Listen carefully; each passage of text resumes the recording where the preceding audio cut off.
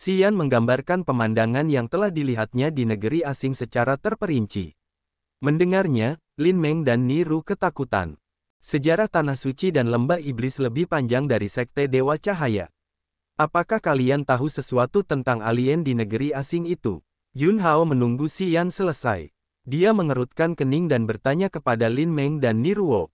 Niruo menggelengkan kepalanya, tidak pernah mendengar tentang makhluk seperti ini sebelumnya. Lin Meng tidak langsung menjawab. Dia ragu-ragu sejenak, lalu menggelengkan kepalanya. Tulisan-tulisan lama Tanah Suci kita mencatat banyak suku asing di zaman kuno, tetapi tidak ada satu pun yang cocok dengan deskripsi kalian tentang alien itu. Yun Hao merasa kecewa. Di antara 7 faksi kuno di Tanah Suci Agung, jika kita berbicara tentang sejarah panjang dan jumlah buku kuno yang dimiliki, Istana Roh Bela Diri menempati urutan pertama. Lin Meng merenung, lalu berbicara dengan suara seperti anak kecil dengan tenang. Mungkin, kita harus pergi ke Istana Roh Bela Diri dan bertanya kepada mereka. Mata Yun Hao dan Niruo berbinar. Di antara 7 faksi kuno, Tanah Suci dan Istana Roh Bela Diri sama-sama memiliki sejarah panjang yang dapat ditelusuri kembali ke zaman kuno. Namun, Tanah Suci mengalami perubahan besar pada suatu waktu, yang menyebabkan hilangnya sebagian besar dokumen dan catatan mereka. Sebaliknya, Istana Roh Bela Diri telah menyimpan banyak buku kuno dari era kuno. Jadi sekarang, mereka dianggap sebagai faksi yang memiliki pengetahuan paling mendalam tentang makhluk kuno di Tanah Suci yang agung. Benar, kita harus bertanya kepada Istana Roh Bela Diri. Aku lupa tentang mereka, Yun Hao mengangguk dan tersenyum.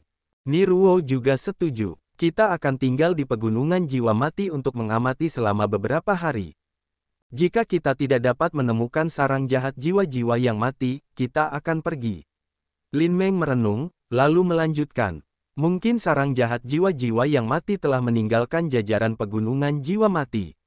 Jika kita berlama-lama di sini, aku khawatir itu hanya akan membuang-buang waktu dan usaha kita tanpa hasil yang positif. Jadi, kupikir kita harus memperluas visi kita untuk melihat apa yang berubah. Kemudian, kita akan berdiskusi lagi. Yun Hao dan Niruo mengangguk. Pendahulu Lin. Pada saat ini, Xian tiba-tiba meninggikan suaranya, wajahnya aneh. Lin Meng berbalik. Mereka tidak bisa melihat ekspresinya di balik kerudung. Apa? Xia Xinyan sekarang ada di Tanah Suci, kan? Benar. Bisakah aku? Tidak. Lin Meng memotongnya dengan tidak sopan. Suaranya yang seperti anak kecil terdengar jelas namun dingin. Aku mengenalmu, dan aku tahu hubungan antara kamu dan Xinyan. Ini saranku untukmu. Sebagai manusia, kamu harus memahami posisimu. Xinyan ditakdirkan untuk menjadi penguasa masa depan Tanah Suci. Dia akan melampauiku untuk mencapai alam yang tidak dapat dibayangkan oleh siapapun. Dia telah mencapai langit kedua alam roh sekarang. Dalam 1 atau 2 tahun, dia akan langsung melangkah ke langit ketiga alam roh. Apakah kamu mengerti maksudku? Yun Hao, Niruo, dan anak buahnya mengubah raut wajah mereka. Sebagai penguasa Sekte Dewa Cahaya dan Lembah Iblis, mereka tahu bahwa Tanah Suci memiliki harta karun. Namun, mereka tidak pernah menyangka bahwa Xia Xinyan telah mencapai tingkat setinggi itu hanya dalam waktu singkat. Yule, Lai Feng, Ming Mei, dan Luo Yue tiba-tiba merasakan tekanan mereka meningkat.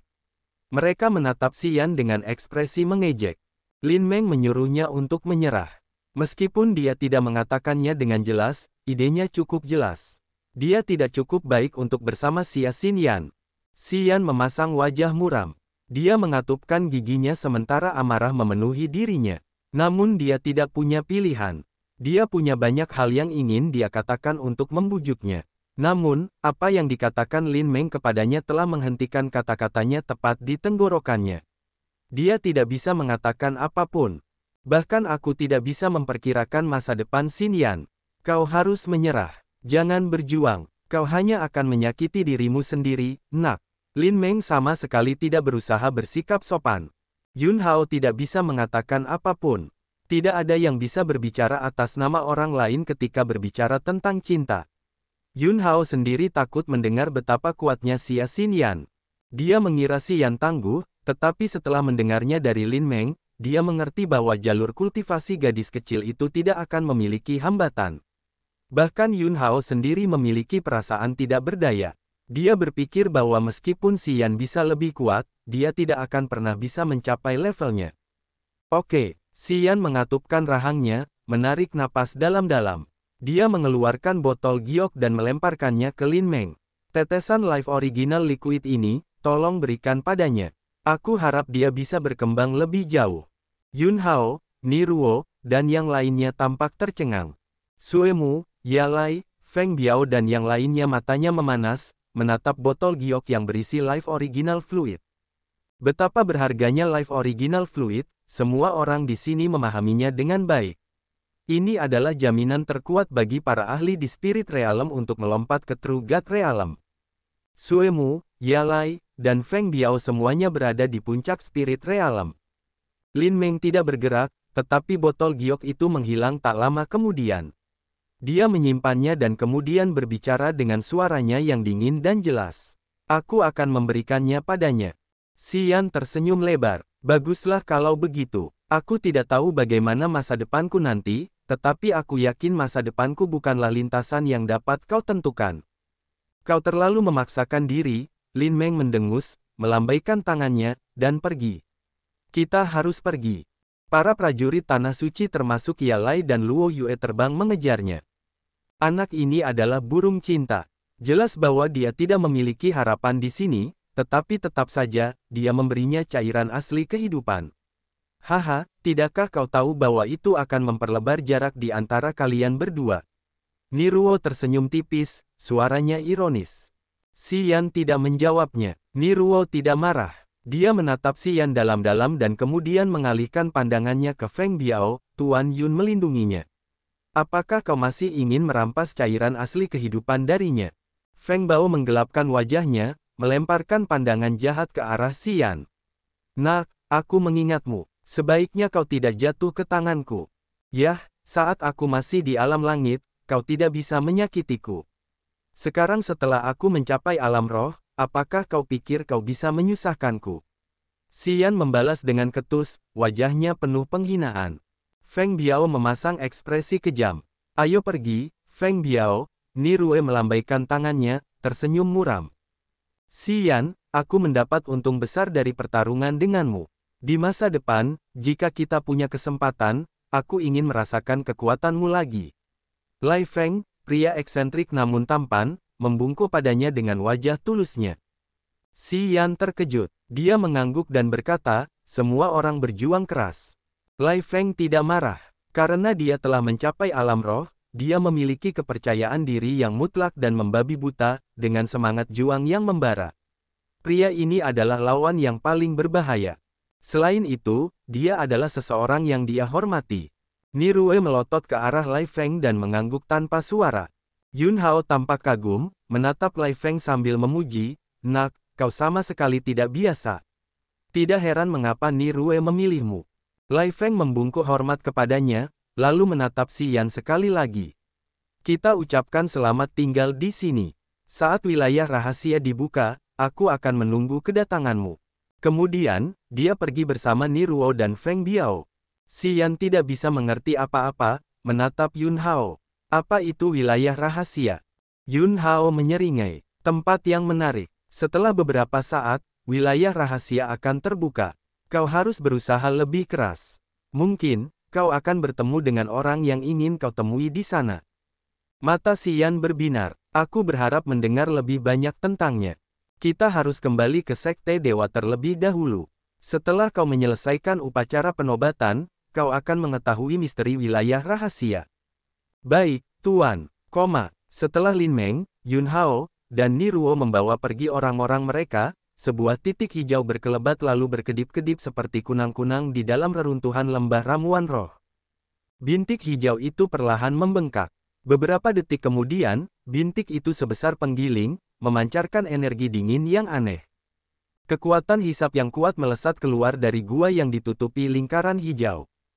Selanjutnya, potongan-potongan tubuh beterbangan, seolah-olah ada semacam kekuatan yang membimbing mereka, memasuki gua cahaya terus-menerus. Setelah 15 menit, semua anggota tubuh yang terpotong di kedua lembah telah terseret ke sarang jahat. Tidak ada lagi pemandangan berdarah di kedua lembah itu. Di dalam gua cahaya, langit abu-abu sangat luas, dengan retakan ruang muncul di mana-mana. Banyak tubuh menumpuk di lautan jiwa hijau. Aliran energi hijau jahat melilit mayat-mayat seperti serat sutra yang berwarna hijau, terus-menerus mengembun. 3 anggota tingkat tinggi dari klan roh kegelapan dengan tubuh asli mereka mengelilingi tumpukan mayat untuk melakukan semacam ritual pengorbanan jahat di atas lautan jiwa hijau. Tampaknya para anggota klan roh kegelapan melepaskan aliran kesadaran jiwa untuk melakukan perdagangan dengan lautan jiwa hijau. Setelah waktu yang tidak diketahui, lautan jiwa hijau itu melonjak, memancarkan banyak sinar cahaya hijau, mengalir di tengah altar pengorbanan. Sebuah celah angkasa raksasa muncul di langit kelabu yang luas. Cahaya hijau gelap melesat keluar darinya.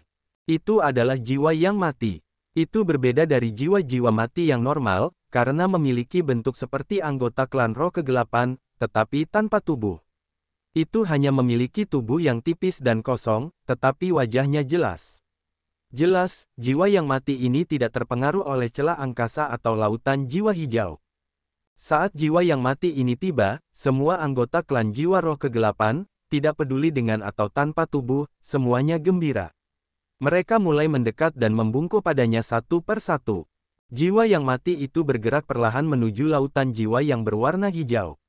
Selanjutnya, ia melepaskan kemauan untuk bernegosiasi dengan lautan jiwa. Ia tampaknya menuntut sesuatu saat wajahnya menjadi bersemangat. Lautan jiwa hijau itu berputar dan melonjak. Jiwa-jiwa yang mengambang di sana seperti potongan daging, bergerak dan merangkak dengan mengerikan. Lama setelah itu, jiwa laut dan jiwa yang mati telah mencapai kesepakatan. Garis kepuasan tercermin di mata jiwa yang mati. Tak lama kemudian, ribuan tentakel hijau tua melesat keluar dari laut jiwa hijau, menembus altar.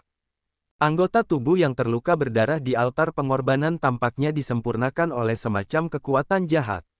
Tulang berdarah pecah berkeping-keping, sementara beberapa tulang yang lebih lemah meledak karena tidak dapat menahan tekanan. Setelah periode yang tidak diketahui, altar pengorbanan daging raksasa sepenuhnya ditutupi oleh cahaya hijau tua, berubah menjadi potongan daging hijau. Jiwa yang mati yang disembah oleh semua anggota klan Dark Spirit Clan mengenakan wajah yang bersemangat. Itu diaduk, menatap potongan daging hijau tanpa berkedip. Ketika daging hijau itu bergetar pelan, jiwa yang mati itu tidak bisa menunggu lagi, langsung melompat ke dalamnya dan berubah menjadi aliran cahaya, memasuki balok daging raksasa itu. Ketika jiwa yang mati itu masuk sepenuhnya, daging itu bergetar lebih keras. Cincin energi jahat yang aneh beriak darinya, yang sekuat energi dari setiap prajurit alam dewa sejati seperti Niruo atau Lin Meng. Jiwa yang dingin dan jahat itu tampaknya memiliki rumah baru, tubuh baru, untuk memulai hidup baru. Semua anggota klan roh kegelapan berteriak sementara jiwa-jiwa mati lainnya hanya bisa bersorak dalam diam. Sepertinya mereka telah menyelesaikan transformasi rasial yang menggerakkan mereka sampai pada titik yang tidak dapat mereka kendalikan. Lautan jiwa hijau itu tenang. Itu tidak bergelombang lagi, secara bertahap mengambil energi aneh itu. Tubuh anggota klan roh kegelapan yang baru berjuang untuk keluar dari daging dengan kekuatan yang luar biasa. Ki, Sekte Dewa Cahaya terletak di sebelah timur Tanah Suci. Ada puluhan kerajaan, gunung agung, dan sungai besar, kristal spiritual dan tanaman obat berlimpah. Aura langit dan bumi padat dan murni. Sekte Dewa Cahaya dibentuk oleh Yun Hao sebagai guru dan 7 tetua agungnya. Di antara 7 tetua, Jimu dan Yue Ying memiliki basis kultivasi alam dewa sejati langit pertama. Mereka masing-masing mengolah eksekusi matahari terbakar dan eksekusi bulan perak. 5 tetua lainnya, termasuk Suemue, berada di alam roh. Suemu, Yun Xiu, dan Zhao Wo berada di alam roh langit ketiga, sementara Liu Xiao dan Zinuo berada di alam roh langit kedua. Selain 7 tetua agung, ada puluhan pelindung, yang basis kultivasinya tidak biasa. Beberapa dari mereka telah mencapai alam roh. Sekte Dewa Cahaya besar dan kuat dengan prajurit yang tak terhitung jumlahnya. Para jagoan di sana sebanyak awan tebal. Hubungan internal mereka juga rumit. Tidak semua dari mereka mencoba hidup dalam harmoni dan kedamaian. Ada persaingan, dalam terang maupun gelap. Gunung Radiance adalah akar dari Sekte Dewa. Gunung itu menyimpan banyak buku rahasia untuk kultivasi bagi Sekte Dewa. Di sana juga Yun Hao berkultivasi. 7 tetua agung memiliki wilayah kekuasaan mereka sendiri, yang di dalamnya terdapat berbagai negara besar atau kecil. Negara-negara ini hanya perlu melakukan tugas mereka dengan para tetua terkait, dan akan menyerahkan kristal ki esensi atau bahan kultivasi yang berharga. 7 tetua agung telah memilih anak-anak dengan anugerah bawaan khusus di wilayah tersebut. Mereka akan berinvestasi pada mereka, menjadikan mereka anggota baru Sekte Dewa dan mengajari mereka teknik-teknik Sekte Dewa Radiant. Anak-anak itu akan menjadi anggota inti mereka. Xian mengikuti Yun Hao. Begitu dia melihat area internal Sekte Dewa Radiant, dia akhirnya menyadari bahwa sekte itu benar-benar luas dan kaya. Mereka segera mencapai Gunung Radiance. Menghadap ke atas untuk melihat gunung yang megah dan menjulang tinggi, Xian dapat merasakan aura langit dan bumi yang melimpah di sini. Xian tergerak. Menghirup ki spiritual di gunung ini membantunya merasa segar kembali. Gunung Radiance menjulang tinggi ke langit, menembus lapisan awan. Dari kaki gunung, mereka bahkan tidak bisa melihat puncaknya, tetapi gugusan awan kapas putih berkilau berkeliaran. Gunung Radiance memiliki banyak jenis tanaman herbal yang ditanam di atasnya. Hewan-hewan spiritual berjalan bebas di sana-sini. Selain itu, banyak pelindung dan prajurit yang menanam tanaman herbal di sana. Sebuah paviliun terletak di tengah-tengah sisi Gunung Radiance. 6 tetua, termasuk Jimu, Yue Ying, Yun Xiu, Zhao Wo, Liu Xiao, dan Zinuo, duduk di 6 sudut yang berbeda. Murid-murid mereka sedang berdiskusi di luar paviliun. Guru mengirim pesan untuk meminta kita berkumpul di Gunung Cahaya. Kudengar dia ingin mengadakan upacara pelantikan untuk seorang anak. Yun Xiu adalah seorang wanita parubaya yang mengenakan jubah kerajaan berwarna kuning. Alisnya seindah gambar, wajahnya oval, dengan kulit yang lembut dan halus. Sikapnya anggun dan anggun. Dia menyesap tehnya, lalu sedikit mengernyit. Aku tidak tahu siapa yang pantas mendapatkan perlakuan seperti itu dari guru. Sebelumnya, Suemu memberitahuku bahwa orang yang akan bergabung dengan sekte kita berasal dari laut tak berujung. Jimu tersenyum tipis. Aku tidak menyangka bahwa daerah pedesaan seperti laut tak berujung bisa menghasilkan pemuda berbakat. Sepertinya kita perlu lebih menjaga tempat itu. Laut tak berujung, Zhao Wo mendengus, pemuda berbakat macam apa yang bisa dibina di daerah terpencil dan barbar itu. Kurasa pemimpin sekte hanya ingin membuat hal kecil menjadi besar. Apa kau tahu siapa nama pemuda itu? Yue Yin bertanya dengan lembut. Yue Ying juga seorang wanita. Dia memiliki rambut merah panjang yang menjuntai di bahunya. Dia tampak berusia sekitar 27 atau 28 tahun. Wanita ini bertubuh jenjang, mengenakan gaun hijau tua dengan sulaman keperakan. Dia tampak lembut dan anggun seperti bunga teratai. Matanya cerah, dan auranya seperti bulan yang dingin. Xian, apaan nih? Jimu mengerutkan kening. Xian, wajah Yue Ying tiba-tiba menjadi dingin. Dia mendengus, aku pernah mendengar nama ini. Mata Jimu, Zhao Wa, Yun Xiu, dan yang lainnya berbinar, menatapnya tetapi tidak mengatakan apapun. Aku punya orang dalam di Serikat Pejuang. Kudengar saat bocah ini tiba di Tanah Suci yang agung, dia punya hubungan yang tidak jelas dengan 4 bunga salju di kota Kaisar Es. Bocah ini tenggelam dalam kecantikan mereka dan bersenang-senang di sana. Dia telah menyebabkan kelompok Bing King Tong berpaling dari keluarga Ning. Mereka telah menaruh dendam terhadap keluarga Ning. Kuil surga juga telah mengincarnya. Mereka memang ingin membunuhnya. Yue Yin menjelaskan dengan wajah pucat. Ternyata dia punya beberapa trik, Jimu menyeringai. Bing King Tong tidak akan mudah tertipu oleh seorang gigolo. Tapi jika dia bisa berselingkuh dengannya, aku agak mengaguminya. Kau tidak mengerti maksudku di sini, Yue Ying mengangkat alisnya, menjawab dengan dingin. Dia memiliki hubungan yang tidak murni dengan keempat wanita itu, Bing King Tong, Suang Yuzu, Han Cui, dan Leng Dan King. Ketiga pria yang hadir di sana, Jimu, Zhao Wo, dan Liu Xiao ketakutan, memperlihatkan wajah kagum mereka saat mereka diam-diam memuji pemuda itu dalam pikiran mereka. 4 bunga salju beku dari kota Kaisar Es terkenal di Tanah Suci yang agung. Banyak ahli, yang mengaku diri mereka terhormat dan berprestasi, semua ingin menarik perhatian ke 4 bunga salju ini. Namun, tidak ada satupun dari mereka yang berhasil. Xian baru saja tiba di Tanah Suci yang agung dan dia memiliki hubungan yang ambigu dengan keempat bunga ini secepat itu. Hal ini mengejutkan Jimu dan yang lainnya, karena mereka sangat iri padanya. Lupakan saja wilayah kekuasaannya, triknya dalam berburu kecantikan sangat hebat. Zhao Wo terus-menerus menilai, keempat bunga salju itu telah menjaga diri mereka tetap murni. Teknik batu giok es yang mereka kembangkan membutuhkan tubuh yang murni, yang menahan mereka dari berselingkuh. Anak ini luar biasa karena dia dapat membuat mereka berempat tunduk padanya. Jimu dan Liu Xiao juga mengangguk, terus-menerus memuji pemuda itu. Yue Ying, Yun Xiu, dan Zinuo memenuhi wajah mereka dengan jijik. Mereka tiba-tiba menjadi dingin, mendengus.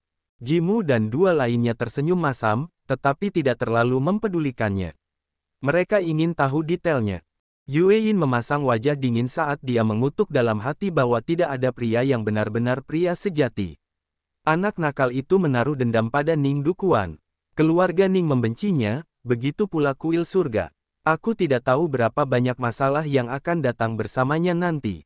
Jika guru meminta kita untuk menunggu, jelas bahwa dia sangat menyayangi anak ini. Di bawah perlindungan guru kita, apa yang bisa dilakukan kuil surga? Jimu tersenyum tipis dan tidak memperhatikan kata-kata Yue Ying. Guru kita memiliki penglihatan yang bagus. Orang yang dia sayangi seharusnya bukan seorang pejuang biasa. Liu Xiao bingung sejenak, lalu berkata kepada Jimu, "Kau telah menemukan Yule. Kau dan Suemu telah banyak berinvestasi padanya. Apakah kau tidak takut bahwa setelah anak itu datang ke sini, dia akan menggantikan Yule?" Jimu tertegun, tetapi dia merasa lucu. Bahkan jika anak itu bisa lebih kuat, dia bukan tandingan Yule, tidak cukup kuat untuk menjadi ancaman. Aku menghormati triknya dalam memburu wanita cantik, tetapi aku mengenal Yule. Dan, aku tidak berpikir bahwa seorang anak dari laut tak berujung dapat menggantikan posisinya di Sekte Dewa. Yue Ying, Yun Xiu, dan Liu Xiao mengangguk tanpa suara. Yule telah menjadi murid yang sangat baik dari Sekte Dewa Cahaya selama bertahun-tahun. Bakat bawaannya sangat luar biasa. Mereka semua telah menyaksikan Yule tumbuh selangkah demi selangkah hingga mencapai level saat ini. Mereka semua tahu seberapa kuat Yule. Itulah sebabnya mereka tidak berpikir bahwa Xian bisa menjadi ancaman bagi Yule. Paling-paling, dia setingkat Han Chang atau Li Muyu. Jimu tersenyum, tidak terlalu khawatir. Bagaimana dengan Muyu? Yue Ying mendengus. Jika peruntungannya lebih baik, dia bisa menembus alam dewa sejati. Kurasa bahkan Yule tidak bisa mengalahkannya saat itu. Aku telah melatih Muyu sendiri, dan aku tahu kompetensinya. Jimu tersenyum kecut padanya. Baiklah, dia hebat. Aku tidak akan bertengkar denganmu. Biarkan kenyataan yang menjawab. Yue Ying mendengus, dan tidak mencoba berdebat dengannya lebih jauh. Tepat pada saat ini, seberkas kesadaran jiwa memancar dari puncak Gunung Radiance. Kelompok Jimu terguncang. Mereka semua bangkit dari tempat duduk, membawa murid-murid mereka ke puncak gunung. Puncak Gunung Radiance. Bangunan-bangunan dari batu dan logam menjulang tinggi di tempat itu. Tanahnya datar, dengan istana agung yang megah terletak di tengahnya. Pilar-pilar batu istana itu diukir dengan naga terbang dan harimau yang mengaum, tampak hidup. Cahaya ungu merah menyala saat Yun Hao, Xian, dan Suemu muncul di depan istana di tengah. Kelompok Jimu telah menunggu mereka. Ketika mereka melihat Yun Hao, mereka membungkuk untuk menyambutnya. Yun Hao melambaikan tangannya, sambil tersenyum tipis. Saya yakin kalian telah menerima pesan saya. Kuil itu ditata dengan baik. Kita harus segera melanjutkan upacara penobatan. Jimu, Yue Ying, dan yang lainnya mengangguk saat cahaya bersinar terang. Mereka semua menatap Xian. Xian, perkenalkan, Yun Hao menyeringai. Mereka adalah Jimu dan Yue Ying. Mereka semua berada di langit pertama alam dewa sejati. Ini adalah. Xian sedikit membungkukkan tubuhnya untuk menyapa mereka. Ia berkata, "Salam, tetua. Baiklah, mari kita ke kuil untuk upacara. 7 tetua agung dan aku akan mengesahkannya. Itu sudah cukup untuk membuatmu bangga, kan?" Yun Hao tertawa riang, lalu melangkah masuk ke kuil. Kuil itu hikmat dan dipersiapkan dengan baik. Asap mengepul dari pembakar dupa, sementara cahaya matahari, bulan, dan bintang bersinar di langit. Titik-titik cahaya aneh menghujani seperti hujan. Upacara inisiasi itu membosankan. Di bawah bimbingan Yun Hao, Xian dengan hati-hati menyelesaikan semuanya. Ia menjaga pikirannya tetap tenang dan sehat dari awal hingga akhir. Ia tidak terburu-buru atau berhati-hati. Setelah mandi dan mengganti pakaiannya, ia datang untuk memberi hormat kepada para leluhur Sekte Dewa. Kemudian, ia menerima hujan cahaya suci yang dilakukan oleh Yun Hao. Xian telah menyelesaikan langkah terakhir dari ritual untuk secara resmi menjadi murid Sekte Dewa Bercahaya. Selama seluruh proses, 7 tetua agung mengawasinya dalam diam, mata mereka berbinar. Ketika dia menyelesaikan upacara, 7 tetua itu merasa kagum. Penilaian mereka terhadapnya sedikit meningkat. Anak dari laut tak berujung ini tidak menunjukkan sedikit pun rasa takut di bawah upacara yang begitu besar dan hikmat. Dia bersikap hati-hati, seolah-olah dia telah mengalami situasi yang lebih besar, yang membuat orang merasa aneh. Mulai sekarang, kamu adalah murid Sekte Dewa kami. Sekte Dewa akan melindungimu, tetapi kamu harus mempersembahkan semuanya kepada Sekte Dewa. Yun Hao seperti medium tipuan, menjelaskan secara rinci doktrin Sekte Dewa. Akhirnya, dia berbicara kepada Yue Ying. Aku akan pergi dari sini ke Istana Bela Diri Roh untuk membahas hal-hal penting. Aku akan memberikan Xian kepadamu. Kamu akan memberitahunya tentang peraturan internal dan tabu. Dan, carilah wilayah yang bisa dia urus. Yue Ying menundukkan kepalanya untuk menerima perintah itu. Wilayah rahasia akan segera dibuka. Kali ini, kita harus mengerahkan segala upaya untuk melawan. Sebelum dibuka, kau harus membantu Xian memahami teknik bela diri Sekte Dewa Cahaya. Yun Hao terus menasihatinya. Yue Ying terus mengangguk. Para tetua lainnya mengamati dengan tenang saat pikiran mereka dengan cepat terlintas di benak mereka. Mereka sedikit terkejut. Setelah Yun Hao menyelesaikan semua pengaturan, dia tersenyum pada Xian. Kau baru saja bergabung dengan kami, jadi kami tidak akan memberimu terlalu banyak hadiah. Sekte Dewa Cahaya kami tidak akan bersikap tidak memihak dalam memberikan hadiah dan hukuman. Semakin banyak kau berkontribusi pada Sekte Dewa, semakin banyak hadiah yang akan kau terima. Kau harus bersiap. Xian tetap diam. Yun Hao mengatur semuanya, lalu memanggil 7 tetua agung untuk mengadakan pertemuan di ruang rahasia. Setelah itu, dia berubah menjadi seberkas cahaya dan menghilang di cakrawala. Setelah Yun Hao pergi, para tetua seperti Jimu, Suemu, dan Liu Xiao juga pergi satu demi satu. Yue Ying tidak terburu-buru. Dia tinggal di perpustakaan rahasia di kuil Sekte Dewa Bercahaya, mengambil buku kuno panah Dewa Biduk Besar. Ketika dia keluar, dia melemparkan buku itu ke Xian. Ambillah buku panah Dewa Biduk Besar ini dan berkultivasilah. Xian menerima buku itu, tersenyum, dan berterima kasih padanya. Wanita ini bersikap dingin padanya sejak awal. Kebencian samar melintas di matanya, yang membuatnya bingung. Dia tidak tahu kapan dia telah membuat wanita ini tidak senang. Mu Yu, bawa dia ke Gunung Permata Utara. Mulai sekarang, Gunung Permata Utara akan menjadi tempat berkultivasinya, perintah Yue Ying. Li Mu Yu menatapnya. Sudut mulutnya menunjukkan bahwa dia sedikit senang dengan kemalangan orang lain. Xian mengernyitkan alisnya. Dari apa yang bisa dia amati dari raut wajah Yue Ying dan Li Mu Yu, dia mengerti bahwa Gunung Permata Utara bukanlah tempat yang bagus. Meskipun dia tidak begitu senang dengan pengaturan Yue Ying, dia tidak bisa berbuat apa-apa. Wanita ini adalah ahli alam dewa sejati, dan dia bisa menaklukkannya dalam segala hal. Seorang pria yang berdiri di bawah atap harus menundukkan kepalanya. Saat ini, dia hanya butuh tempat berteduh. Dia tidak punya harapan yang lebih besar. Liu Mu memasang wajah acuh tak acuh, mendengus pelan. Ikuti aku. Xian mengikutinya dengan acuh tak acuh. Gunung Permata Utara. 6 gunung yang tinggi dan tidak rata tidak memiliki sehelai rumput pun. Daerah ini sekitar 100 li persegi. Ada sebuah kota kecil, yang populasinya tidak melebihi beberapa ribu. Mereka tidak memiliki jagoan, tambang berharga, atau ramuan spiritual. Meskipun Gunung Permata Utara milik Sekte Dewa Bercahaya, itu adalah daerah tandus dan terpencil di bawah pengelolaan langsung Yue Ying. Namun, wanita ini tidak pernah peduli dengan tempat ini. Gunung Permata Utara tidak cocok untuk diolah oleh para prajurit, karena tidak memiliki tambang mineral atau bahan budidaya. Ki spiritual di sini encer, tidak sekaya beberapa pulau kecil di laut tak berujung. Gunung Permata Utara berada di dekat Sekte Harta Karun Roh, berdekatan dengan hutan awan kelabu, tempat banyak binatang iblis tinggal. Orang-orang mengatakan bahwa bahkan ada binatang iblis level 8 yang tinggal di sana. Itu adalah tempat yang bagus bagi para pengikut Sekte Dewa Bersinar untuk memburu binatang iblis dan melatih diri mereka sendiri. Sepanjang perjalanan, Li Muyu tidak banyak bicara. Dia menjaga jarak dengan Xian. Setelah dia membawanya ke belakang Gunung Permata Utara, dia berkata, "Ini adalah tempat yang diatur oleh guruku untukmu.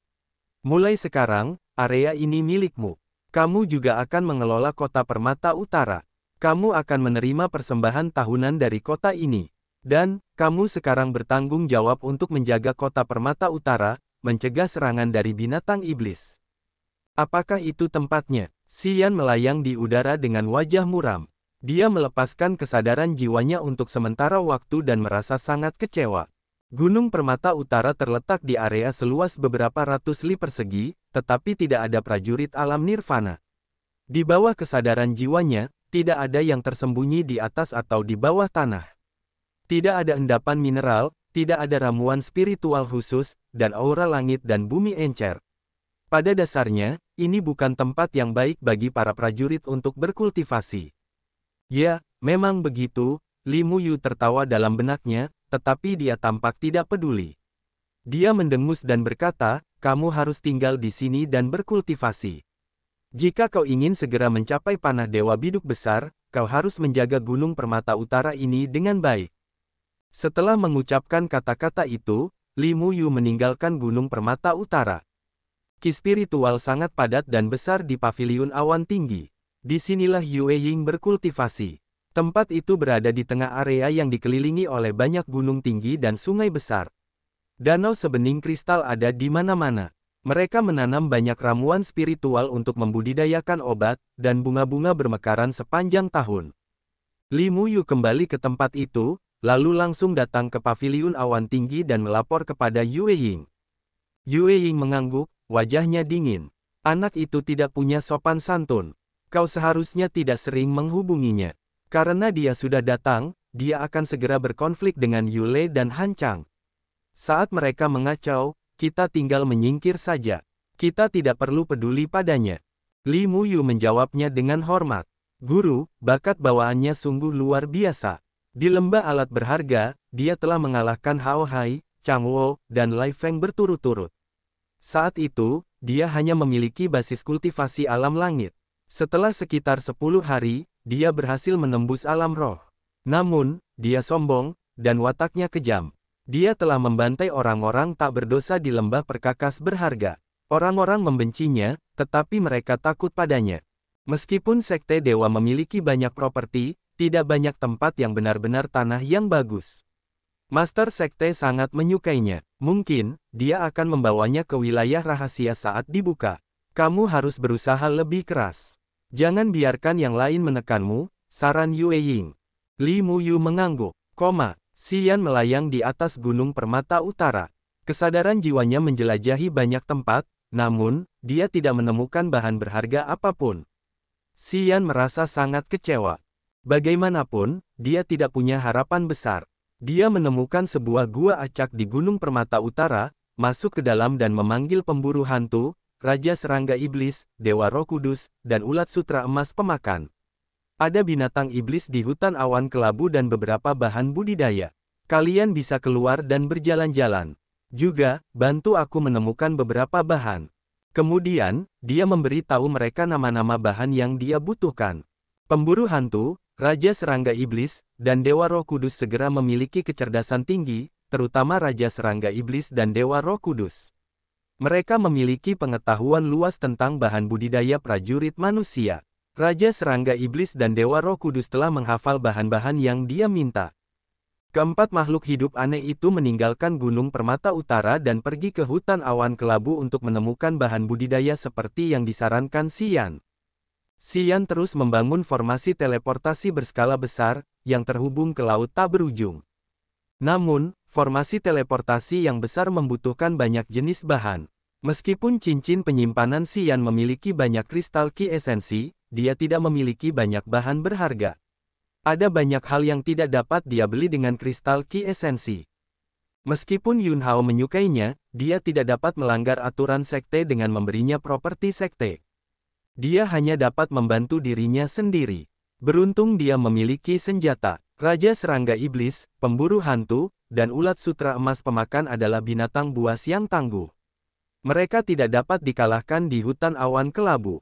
Selama ada beberapa bahan di hutan, mereka dapat menggalinya untuknya. Yang membuatnya khawatir adalah kristal ethereal.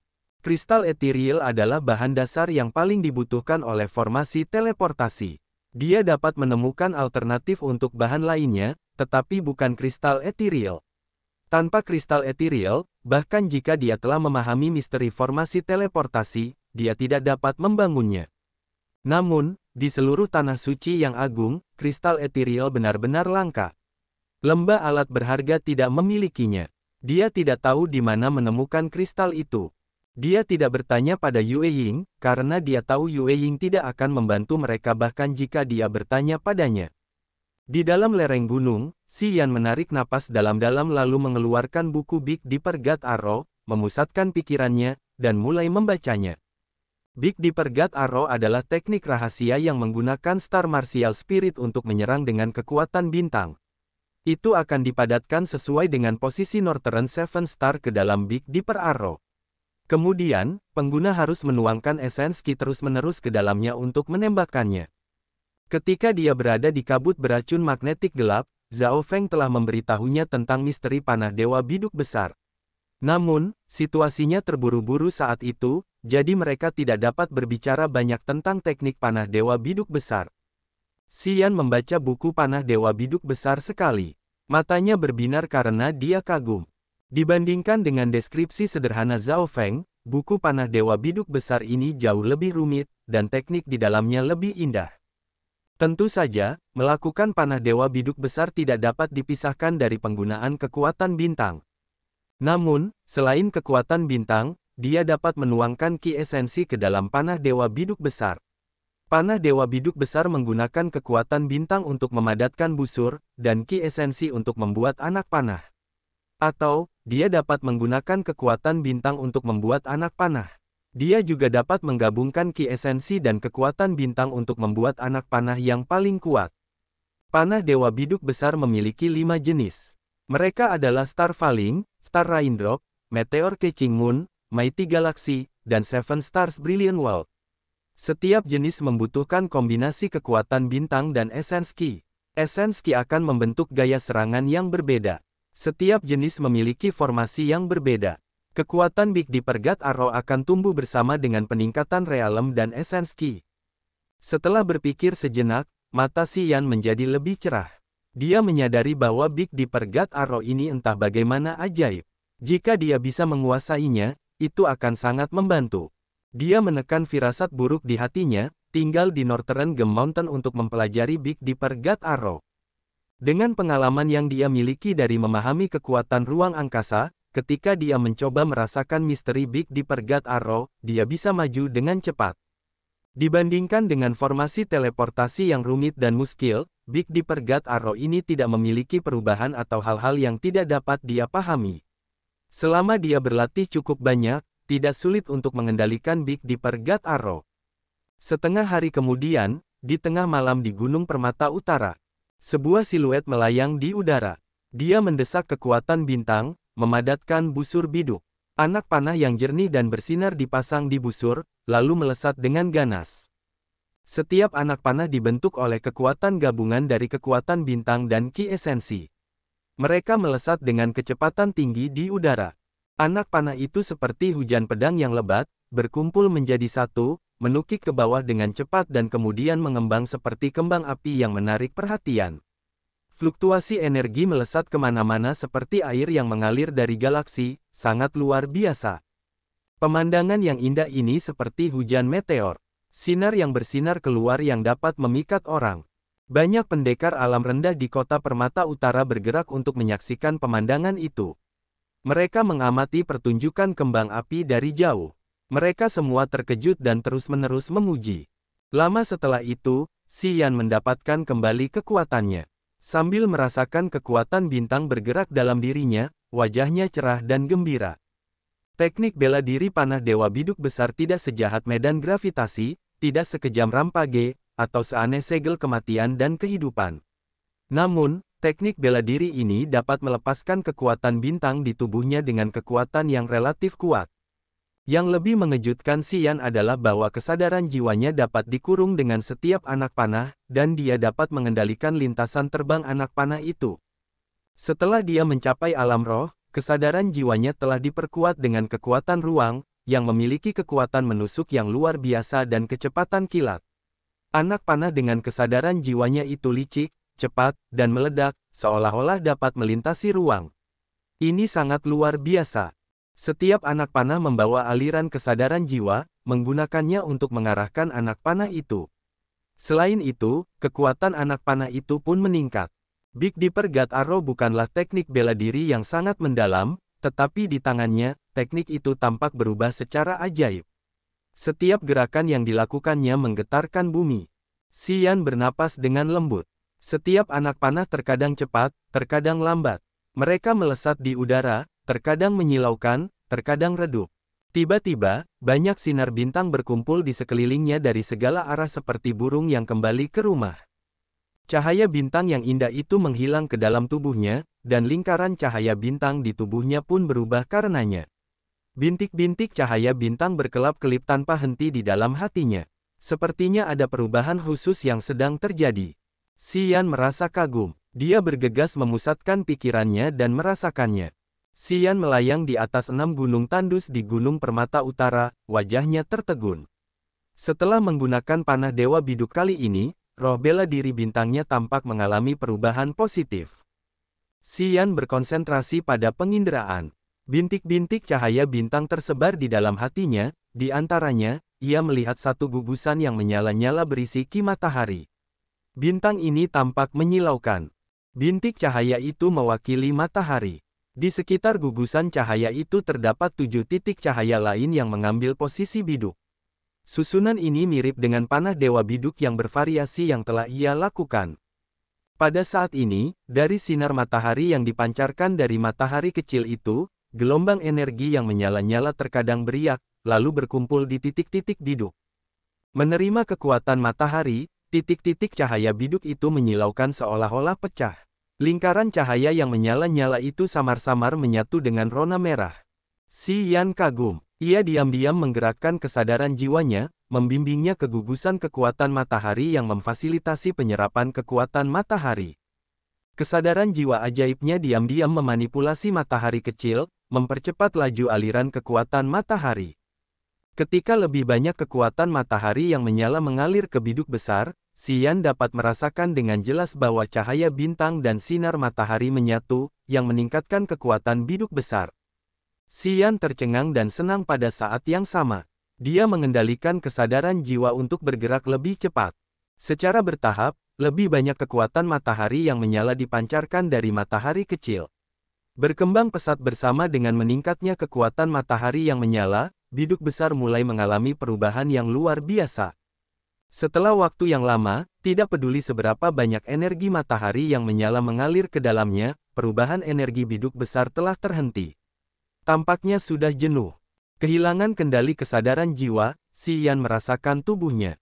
Dia dapat merasakan kekuatan yang ditingkatkan di biduk besar setelah fusi energi dengan jelas.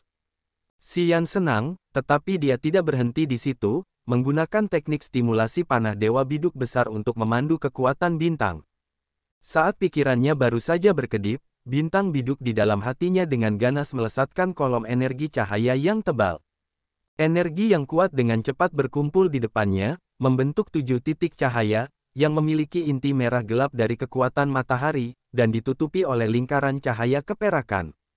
Saat pikirannya berubah, busur bintang biduk terbentuk. Xian menuangkan ki esensinya, seperti anak panah yang terbentuk secara bertahap. Anak panah ini memiliki energi dari ki esensinya, dan busur bintang biduk memiliki kekuatan matahari dan bintang. Ketiga jenis energi ini berkumpul, dan anak panah itu terpancar dengan luar biasa, lingkaran cahayanya menyilaukan. Anak panah itu merobek angkasa bagaikan meteor yang melesat cepat, melesat ke arah gunung di seberang hanya dalam sekejap. Astaga, anak panah itu menusuk dalam-dalam ke pegunungan, menembus lereng gunung yang kaku seperti memotong kertas tipis. Batu-batu runtuh saat pertama kali bertemu. Sebuah lubang yang tampaknya tak berujung sebesar lengan anak-anak menusuk dalam-dalam ke gunung. Xian sangat gembira. Dia datang dan memeriksanya dengan saksama, lalu tidak bisa menahan tawa riang. Ternyata dia bisa menggunakan perpaduan kekuatan roh bela diri bintang dan energi matahari yang menyala-nyala dengan cara itu. Energi matahari yang menyala, bulan perak, dan bintang dari Sekte Dewa Bercahaya adalah kekuatan yang diwariskan. Setiap teknik bela diri yang dipahami dari kekuatan Upanishad saling terkait. Kekuatan cahaya yang dibentuk oleh perpaduan kekuatan matahari dan kekuatan bintang, tentu saja, lebih kuat daripada kekuatan bintang tunggal. Anak panah ini memiliki kekuatan tusuk yang jauh lebih kuat, dengan kekuatan ledakan yang lebih besar dari sebelumnya. Anak panah Dewa Biduk Besar bukanlah teknik bela diri yang terlalu mendalam. Namun, di tangannya, ia memiliki variabel yang rumit dengan kekuatan yang meningkat. Dengan jalan ini, Xian membayangkan bahwa ia dapat menerapkan metode yang sama pada teknik bela diri apapun yang memanfaatkan kekuatan bintang. Ia dapat menuangkan energi matahari yang menyala-nyala ke dalam teknik bela diri untuk meningkatkan kekuatannya. Tidak heran mengapa Yun Hao dapat menaklukkan tetua lain dari Sekte Dewa Bercahaya. Ketika ia dapat memadukan kekuatan matahari bercahaya, bulan perak, dan bintang, teknik bela diri yang sama di tangannya akan menjadi 3 kali lebih kuat dari apa yang dapat dilakukan tetua. Ini hanya perkiraan konservatif. Pada saat ini, Xian tidak dapat menentukan peningkatan kekuatan energi cahaya yang menyatu, tetapi ia berpikir bahwa peningkatannya seharusnya tidak sesederhana itu. Ia merasa sulit untuk memperkirakan kekuatan sebenarnya, tetapi ia dapat memastikan bahwa jika Yun Hao melakukan panah Dewa Biduk Besar, kekuatannya pasti sangat luar biasa. Penggabungan adalah jalan yang agung. Pada saat ini, Xian akhirnya mengerti mengapa Sekte Dewa Bercahaya menganggap penggabungan ketiga kekuatan sebagai aset mereka yang paling berharga. Dan, ia akhirnya tahu mengapa hanya Master Sekte dari Sekte Dewa Bercahaya yang mengetahui teknik penggabungan. Rasanya seperti Xian tiba-tiba menemukan harta karun di jalan. Ia menyadari bahwa bergabung dengan Sekte Dewa Bercahaya kali ini adalah keputusan yang bijaksana. Jika tidak, roh bela diri bintangnya tidak akan pernah bisa mencapai kompetensi terbaiknya.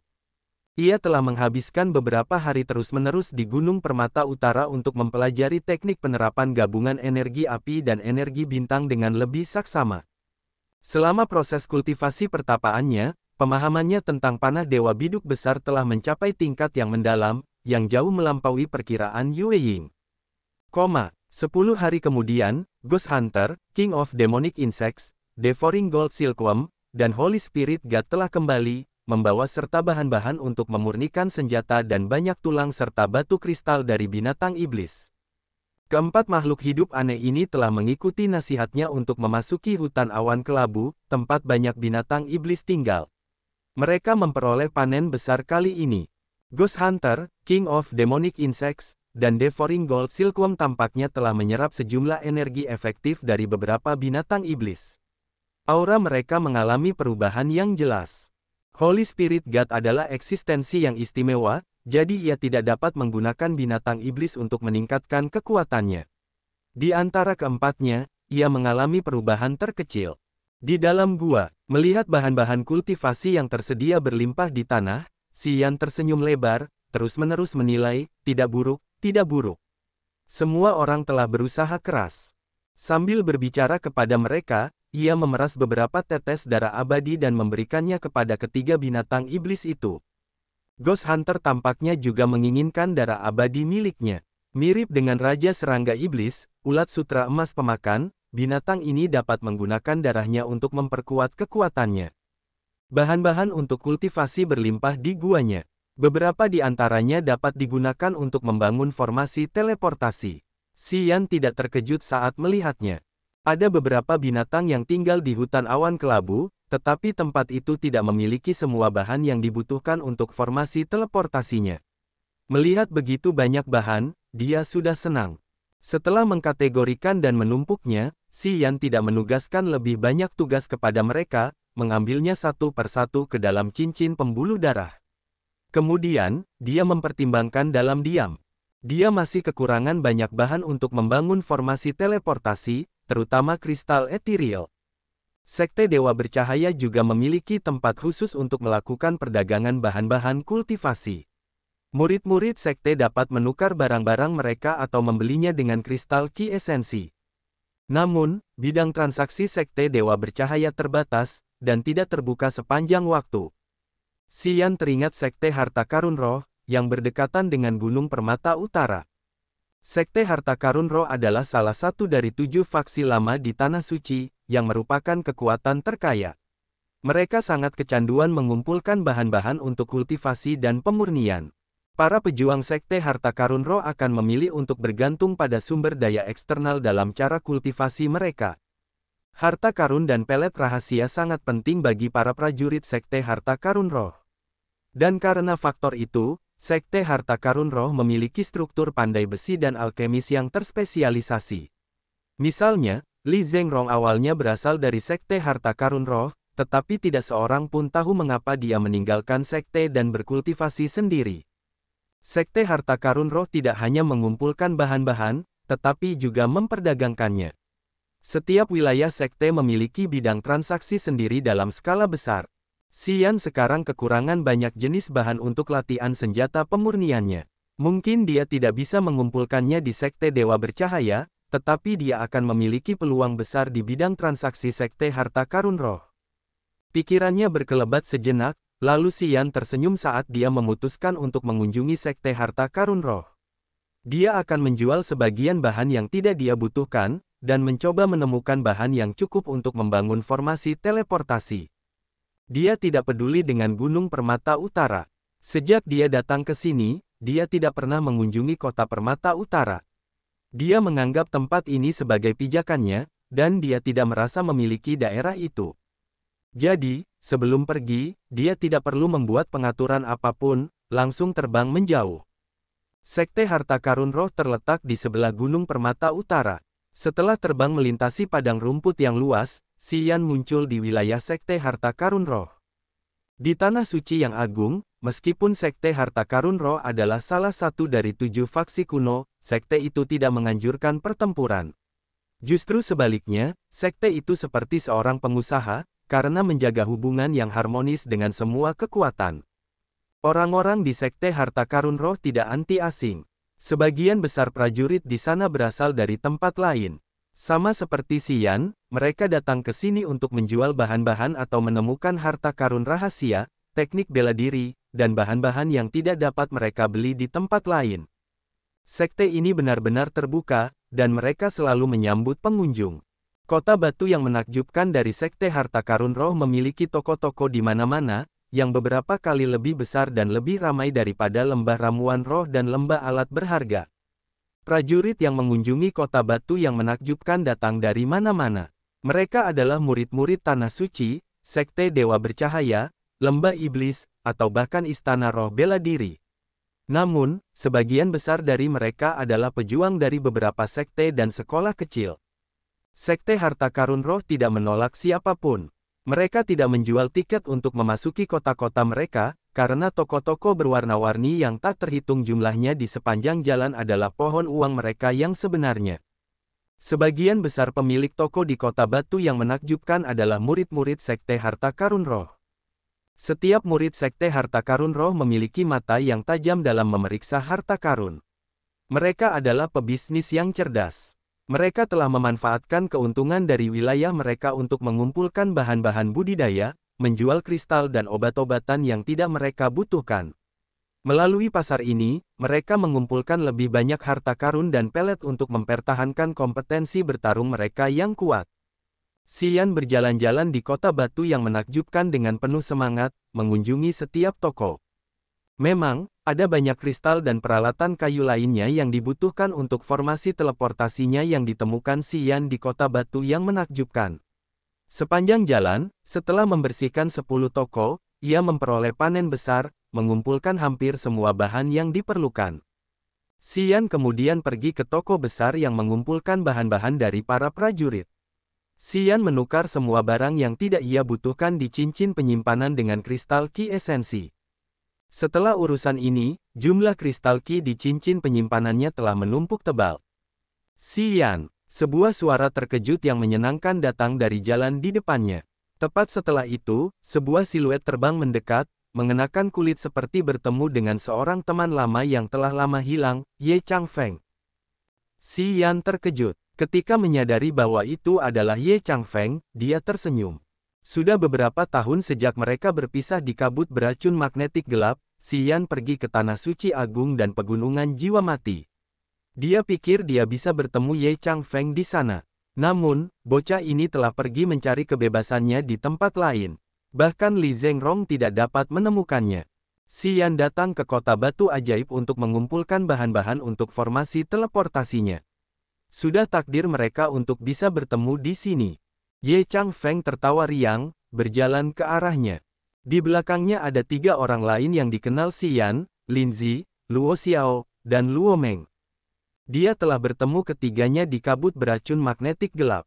Adapun Lin Zi dengan tubuhnya yang seksi, dia tidak hanya bertemu dengannya di kabut beracun magnetik gelap, dia telah menamparnya beberapa kali. Melihatnya sekarang, dia tidak bisa menahan rasa malu. Lin Zi juga merasa sedikit canggung. Dia berlama-lama di kejauhan, jauh dari mereka.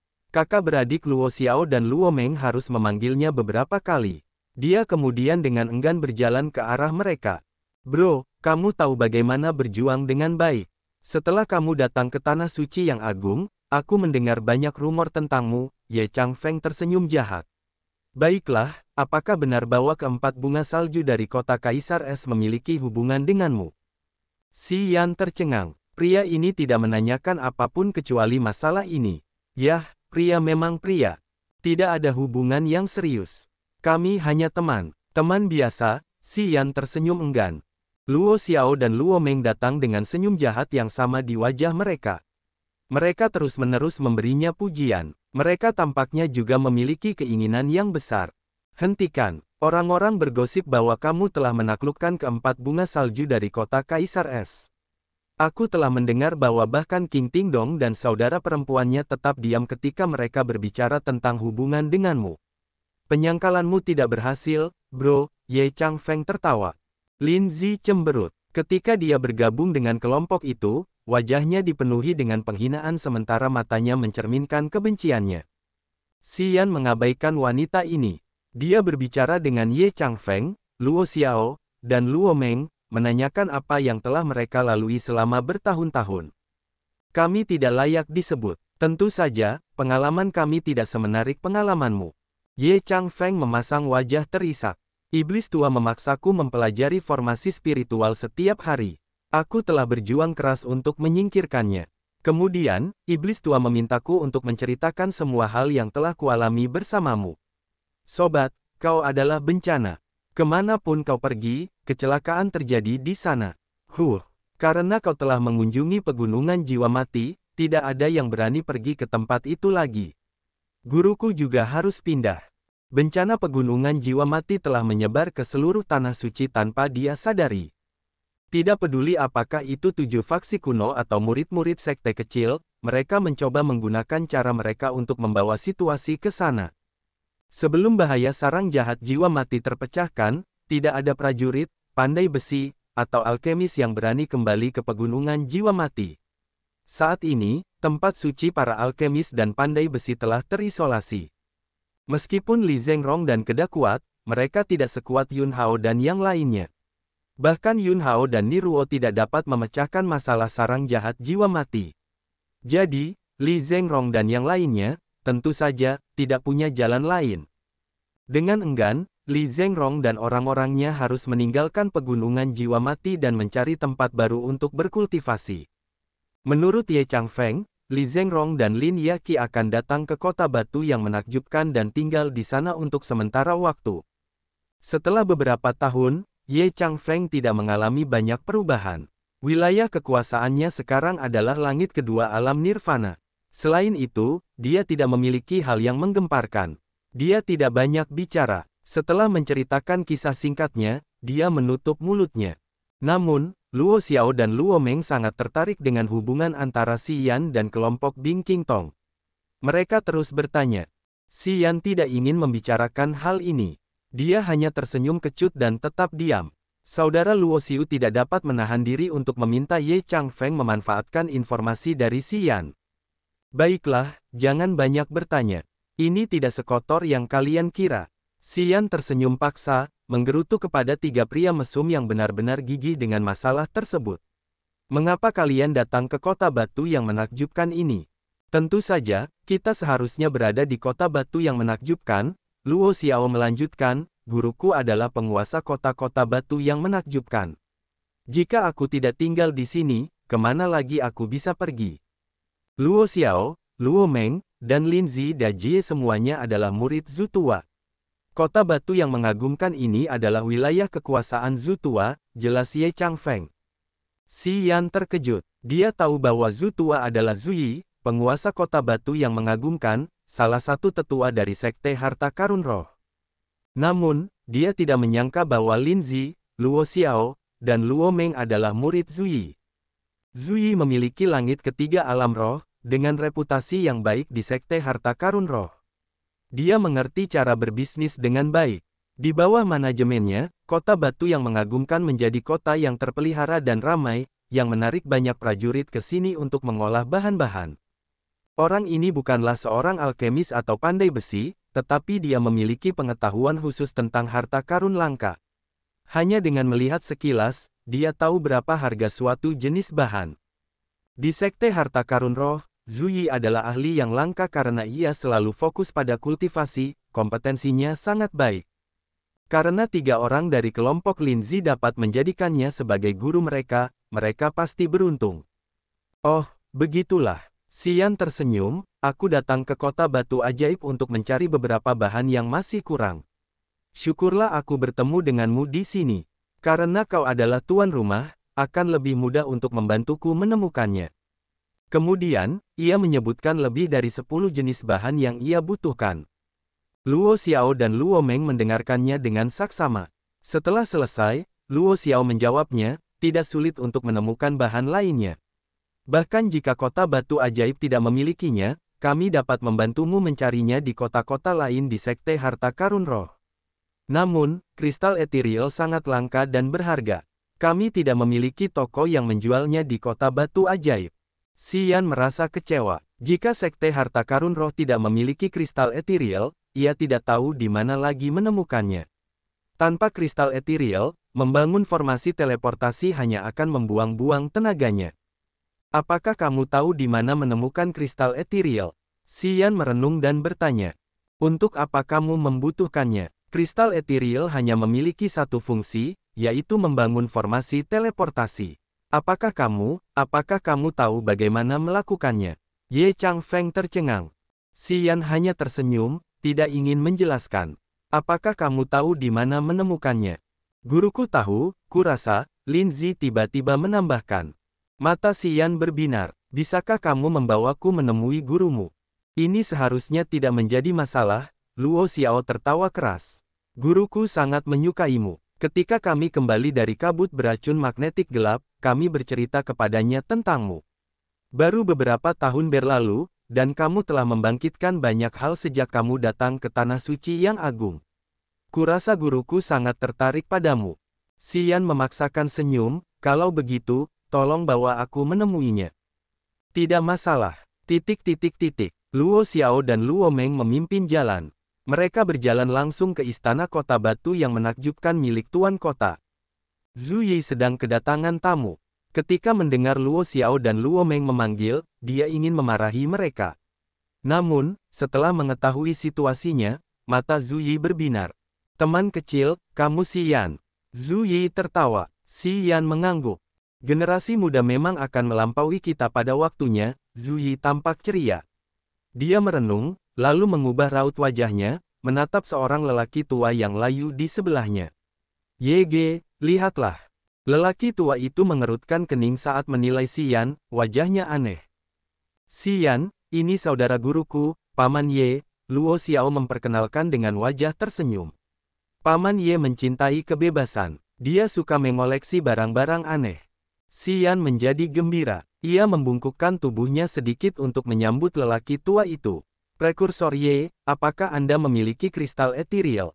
Ye Xiong adalah seorang tetua dari Sekte Harta Karun Roh. Ia suka bepergian. Ia tidak memiliki alamat tetap karena ia tidak tinggal di Sekte Harta Karun Roh selama setahun penuh. Ia mengetahui banyak tempat yang istimewa dan aneh di Tanah Suci yang agung. Saya memiliki beberapa kristal ethereal, Ye Xiong mengangguk. Ia merenung sejenak lalu berkata, pokoknya, saya tidak kekurangan apapun. Dan saya tidak berniat untuk menukarnya. Ye Xiong juga memiliki basis kultivasi langit ketiga alam roh. Auranya tua dan tebal, yang membuktikan bahwa ia adalah seorang ahli yang berbahaya. Saat ia mengatakan itu, Xian merasa gatal di hatinya dan ia tidak dapat menahannya. Ia memaksakan senyum. Prekursor Ye, saya benar-benar membutuhkan kristal ethereal. Saya dapat membayar dengan harga yang mahal. Apakah mungkin? Ye Xiong menggelengkan kepalanya dan berkata dengan sengaja, sudah kubilang aku tidak kekurangan apapun, dan aku tidak ingin menjualnya. Xian dipenuhi dengan kekecewaan. Ye, apakah kau tidak butuh orang-orang hebat untuk menemanimu ke tempat itu?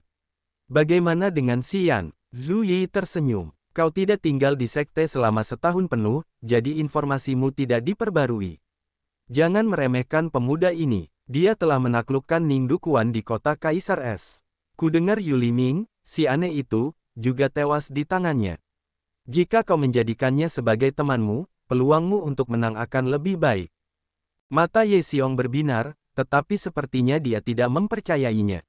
Dia berkata lebih keras, dia membunuh Yu Liming. Bagaimana mungkin? Xian, mungkin kau harus membuktikan nilaimu sedikit, Ye Changfeng menambahkan pada saat yang tepat.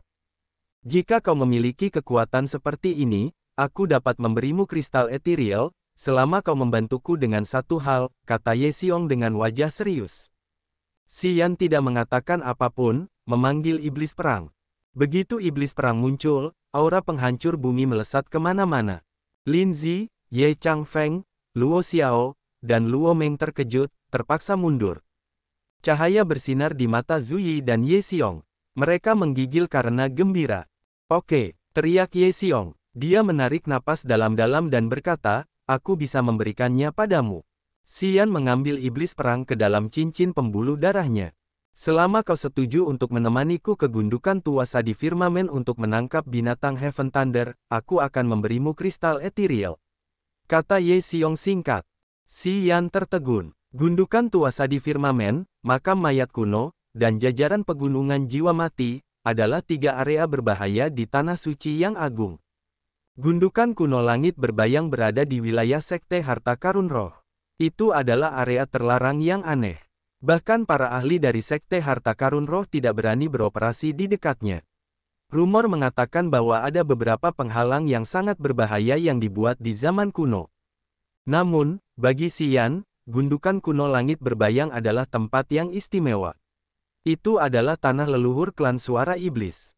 Tempat itu menyimpan harta karun rahasia dan buku-buku tua yang ditulis oleh leluhur klan suara iblis.